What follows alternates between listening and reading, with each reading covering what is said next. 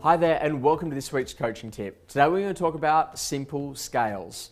You see, if you really want to build a really good real estate career, you got to start designing your business as though you're already doing the number of deals that you want to do.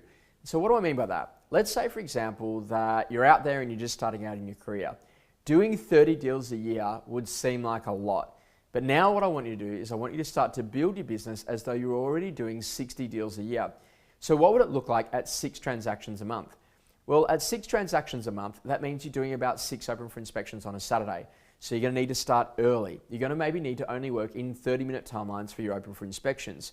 Because if they're only 30 minutes, then you can actually do 6 across a Saturday. But also now you're going to start to think about the quality of a vendor report. Because if you're going to go and produce a vendor report, you ideally want that to maybe take no longer than about 10 minutes per property. So now we're looking at an hour a week in just producing your vendor reports. And so this is really important because you can see what actually happens. A lot of agents really complicate things. They come up with these amazing, grandiose vendor reports that are 5, 6, 7, 10 pages that talk about all the feedback of every single one of the buyers. And it takes hours just to complete one report. Now that sounds like a great idea when you've got 1 or 2 listings. But when you start to scale and you get to 6 or 10, or even like some of our best clients, at 20 to 25 listings in a month, now all of a sudden you're going to start to realize that what you're doing actually isn't going to get the result. So critically, to become a great real estate agent, you want to think about how you really simplify your business. That comes down to simple things like looking at where do you actually generate your leads. So one of the things that I get people to do is I get them to go over their last 50 listings. And out of those 50 listings, what was actually the major lead source? Now don't tell me database, because that's ultimately where they end up. So how do people actually get into that database?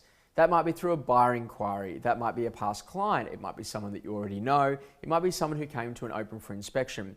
And so the lead sources are few, but yet if you understand how they actually work for you, and you can narrow your focus to the 1, 2, or 3 things that actually get you the result, and then get rid of everything else, that's when things change for you. You see, what percentage of your prospecting time that you spend every week do you actually spend on the activities that generate you the leads, that actually convert? And that's a really important part around what it is that we do. See, we were, for example, looking at social inside of our business, and one of the things that we realized is that we'd spent a fair bit of energy around our Instagram.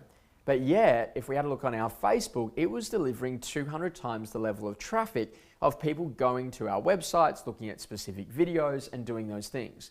And so what we identified is that because on Facebook it's a lot easier to give links to people, and Instagram that's a little bit harder, that's why we're getting such a high level of traffic.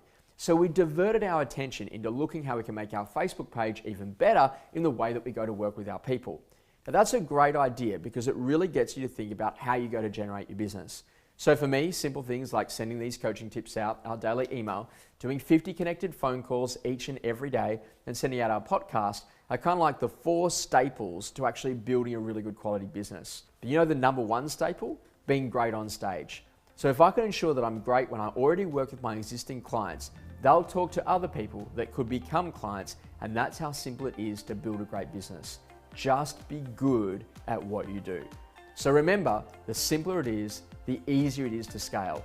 And if you want to build a big business, it's all about getting the systems to really refine what you do so that you know that this leads to that.